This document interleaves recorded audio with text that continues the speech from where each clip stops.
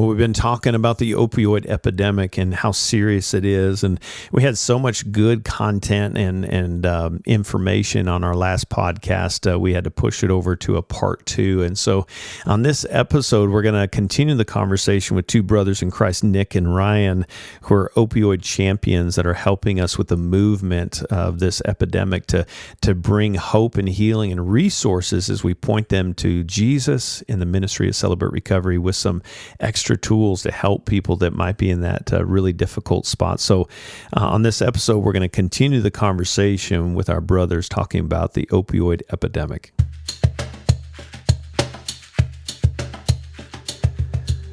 Welcome to Hope and Recovery, a Fellowship Celebrate Recovery podcast that shares hope and healing for our mental, spiritual, emotional, and relational journey through life-change stories and recovery topics, all centered around Jesus Christ and the Celebrate Recovery principles based on Matthew chapter 5, where he helps us to courageously face our hurts, hang-ups, and habits, and even our relational struggles so that we can walk in the newness of life as he intended for us.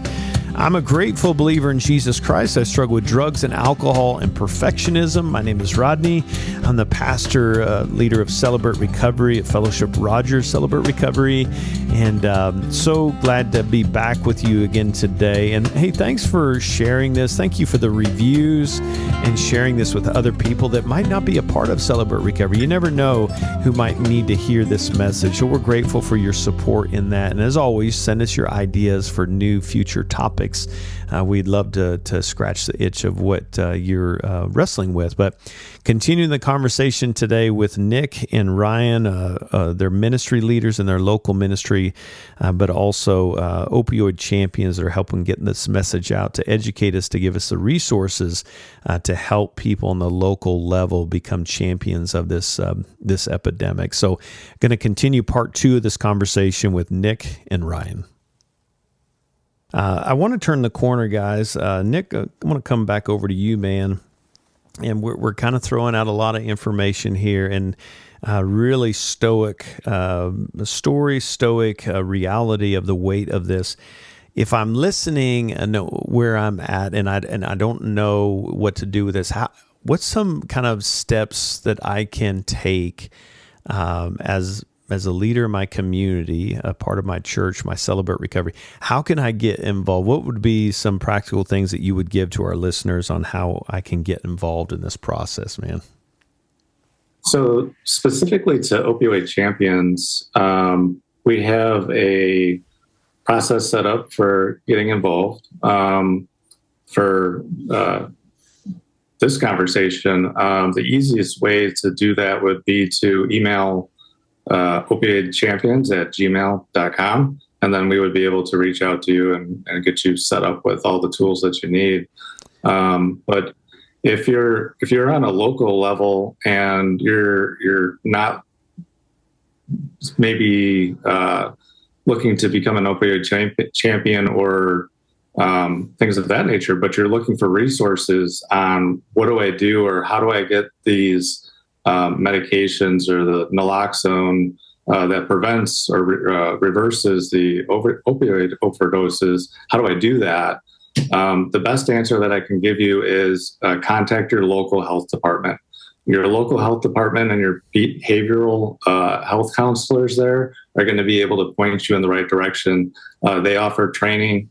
They also offer resources and depending on what state you're in, they will give you the naloxone or Narcan, as it's more readily known to be called to you, so that you can have a safe place for your community. Yeah.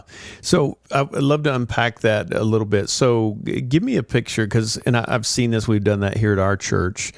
When you say offer training, kind of paint a picture. What are they doing? So you call them and say, "Hey, we want to do a training. What are we training for? And what's that look like practically? If I'm a leader in my church and I say, okay, I want to do a training. What am I training for? Can you just paint a picture for our listeners that may have never done that, Nick? Sure. So we're training specifically for the opioid overdoses. So if you called your local municipality and they came out and did a training, and you had a congregation set up or a group of people that were going to be trained, they're going to train you on what to look for, prevention techniques,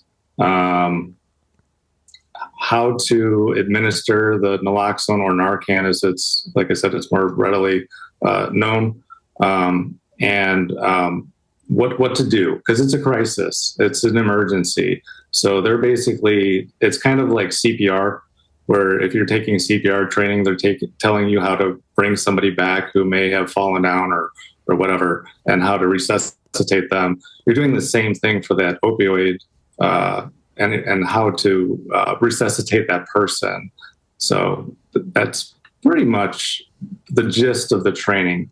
For a large trainings, there are definitely PowerPoints and things of that nature that we use as tools. Definitely do questions and answers.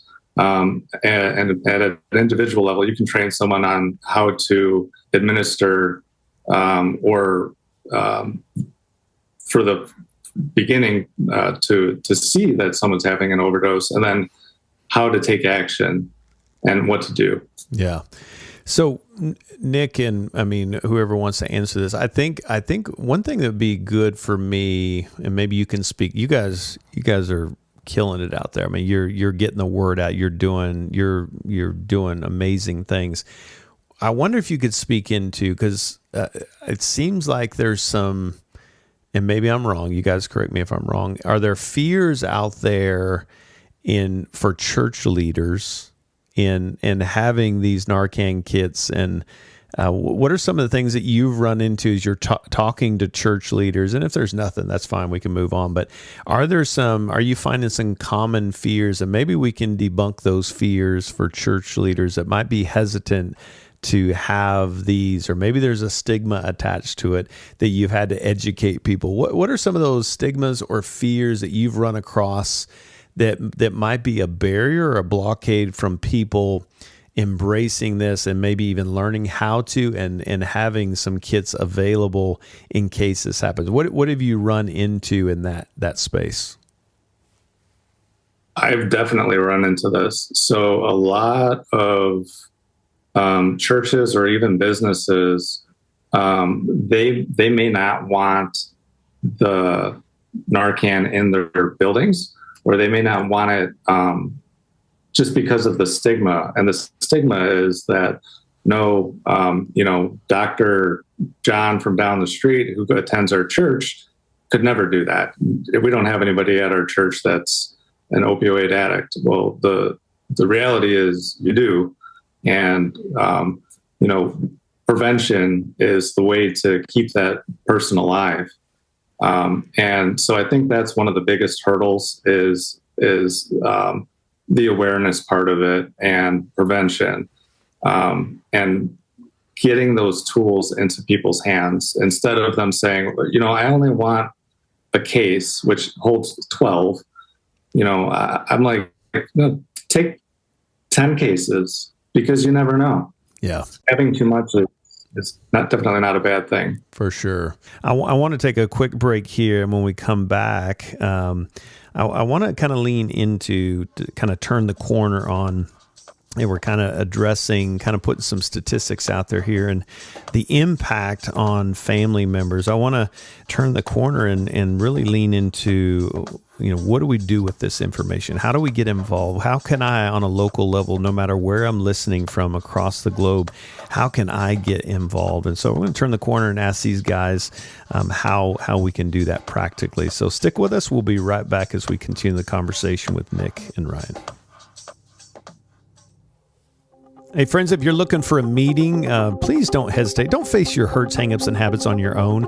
You can join us every Friday night at Fellowship Fayetteville, Fellowship Rogers, Celebrate Recovery, every Friday night at 7 p.m. We do have a Connection Cafe meal at 6 p.m. if you'd like to join us then. But come see us. It's a great night of encouragement and truth to help us on our road to recovery. Go to fellowshipcr.org for more information and join us. Don't face this alone. fellowshipcr.org.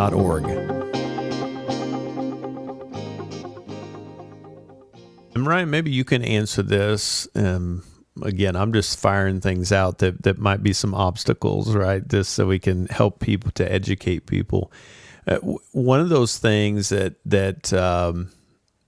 I'm going to let you answer it without me answering it in the form of a question. But so one of those things that can be one of those stigmas, kind of the stigma has many layers of a definition. And Ryan, maybe you can speak to this being a personal struggle here. To the person that says, if we have this and they're continuing to use and that kind of deal, it feels like we're enabling them. We're keeping them stuck in that. We're giving them license to keep doing what they're doing. Ryan, what would you say to that to bring some clarity and some education to someone that might be in that mindset that we're enabling by using Narcan on someone that could be overdosing? You gave me the big softball on this one, huh? That is a big stigma that we deal with, and I've talked a lot about this from the beginning, which is just that, we're gonna, everybody has to make their own mind up on this subject, and I'm not going to try to make it for somebody. For me personally, I want to save somebody's life until God brings their heart to a place where they're ready to save their own, right? Where they're ready to step into the right decisions.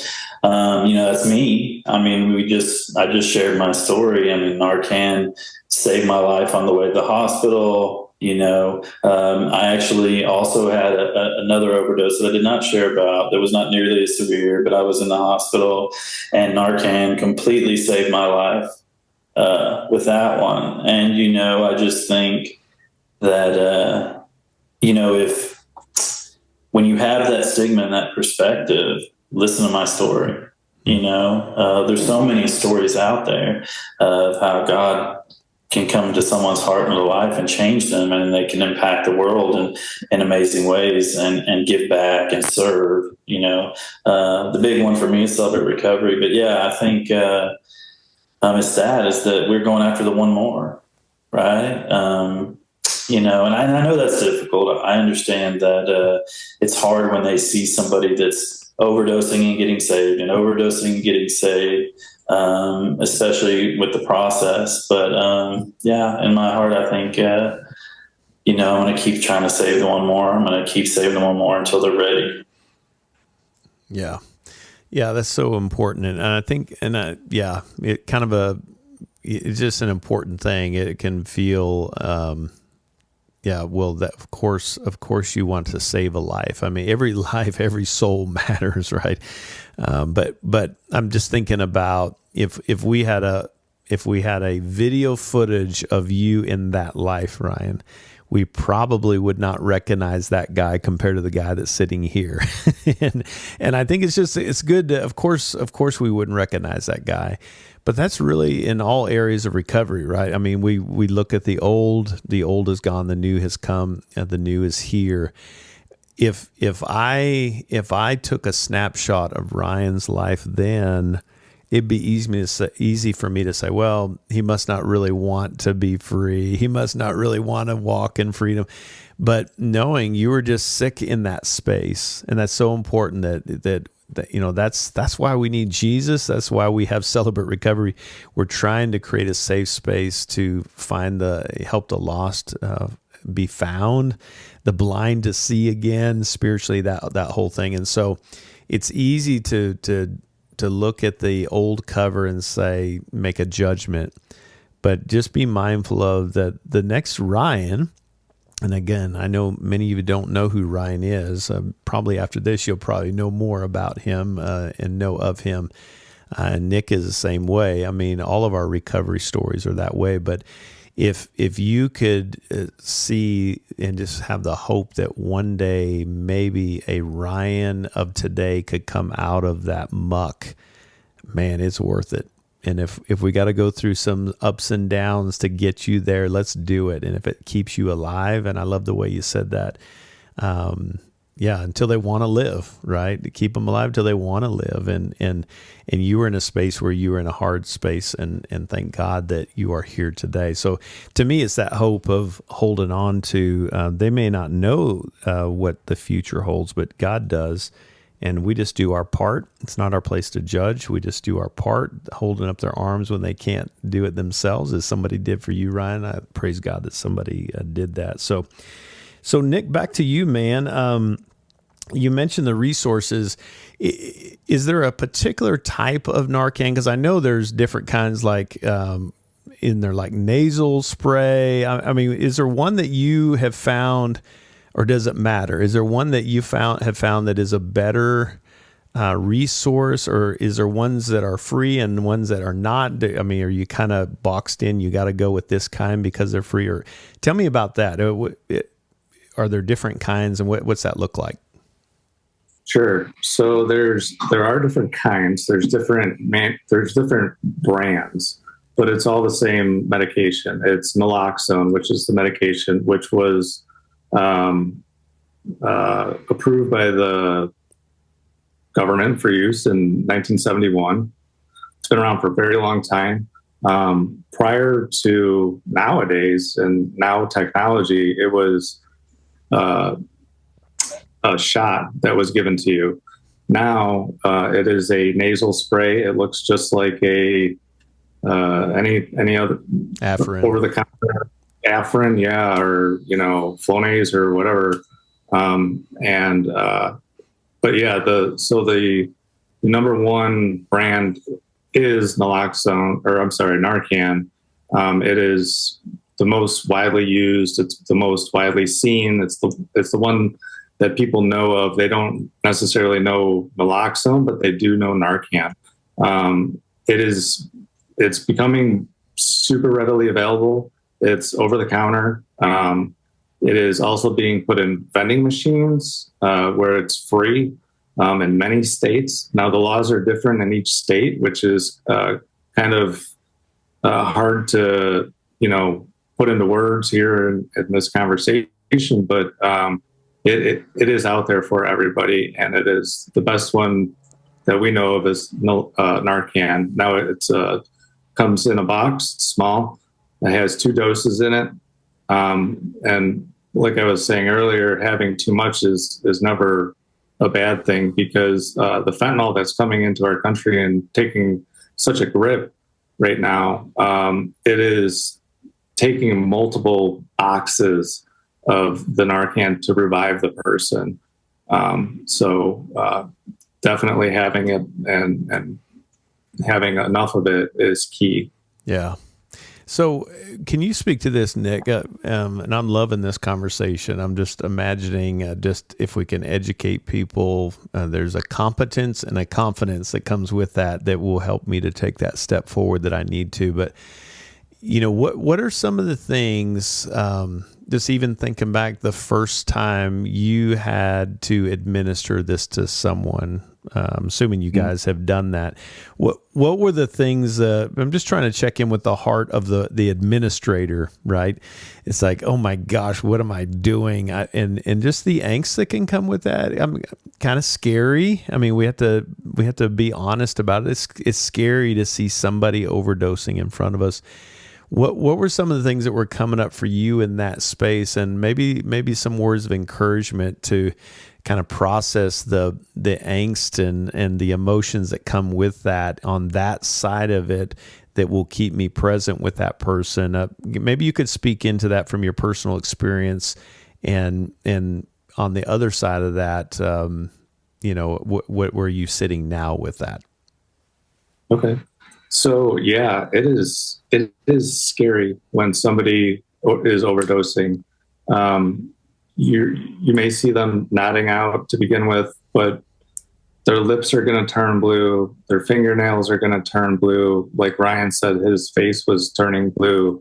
And that's from the lack of oxygen and trying to bring somebody back. And even after you've been trained, and the first thing that we do, number one, of course, is call 911.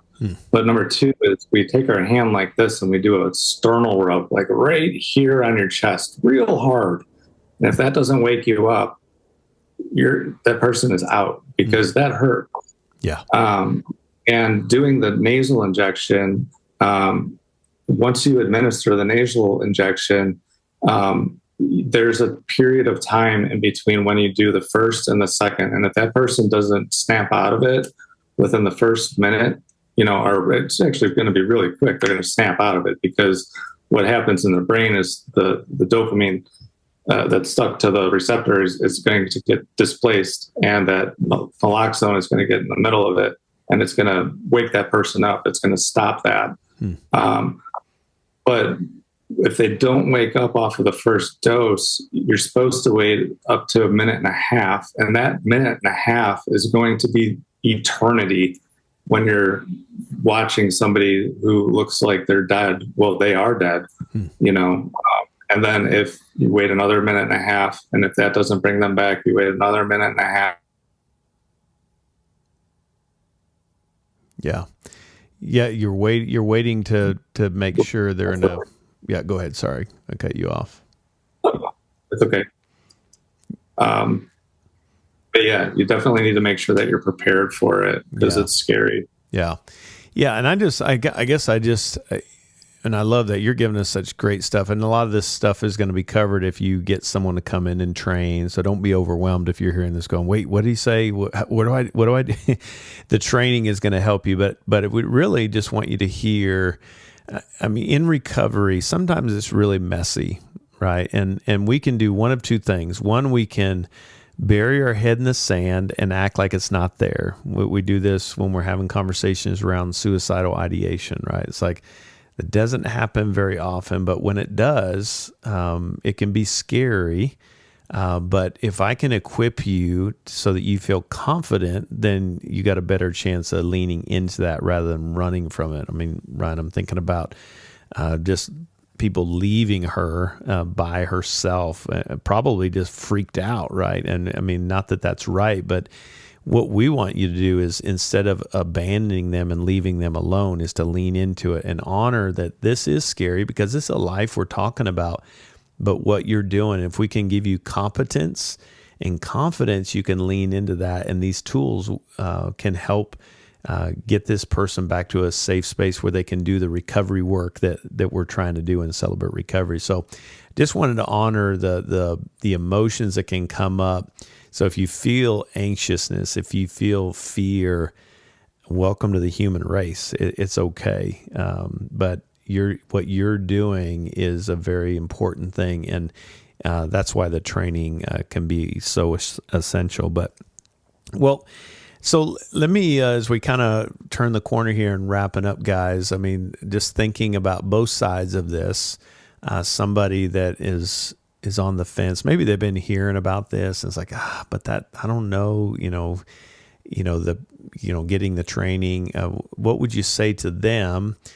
Or the other side of this, somebody is in the middle of battling opioid addiction, right? And they're listening. Maybe somebody shared this. I hope somebody shared this with you, especially if you're struggling. Maybe Nick, why don't you speak to the person that may be on the side of getting the training? And then Ryan, I'd love to hear from you an encouragement that you might say to that person that might be in the middle of it, in the addiction itself. So Nick, let's start with you, man. What word of encouragement would you give to that person that may be on the fence about taking the steps to even just get the training, let alone trying to figure out how to be a champion in their community? What word of encouragement would you give them? I would just say in all realness, it's no different than helping somebody that would be having a heart attack that you come across. CPR, you walk into somebody who's having a stroke. I mean, it's being a human and taking care of your fellow humans. I think that's the big aspect of it. Taking the training is easy. Being strong, and if you do encounter that situation, be strong and be diligent and make sure, bring that person back, because that person, no matter what they're doing, they didn't want to die. Yeah, good word, man. And give me that email one more time, Nick. Is it Opioid Champions at It Gmail? is. Okay, Opioid Champions with an S at gmail.com. If you want to get involved in your community to help us with this movement in your community, because it's going to take people on the local level. We're talking about global and regional level. We want you to help us on a local level be a champion, really a champion ministry. We want the ministries to be champion of this epidemic. So, Ryan, give me a word of encouragement. The listener, they're listening. They hear my voice right now, and they're in the middle of this addiction. You know, the shame that comes with that, and just all the fear and all the angst that comes with that. What's something that you would, what's some words you would give that person that's in the middle of it, struggling with this addiction, man? I guess, I would say to them that, I've been there.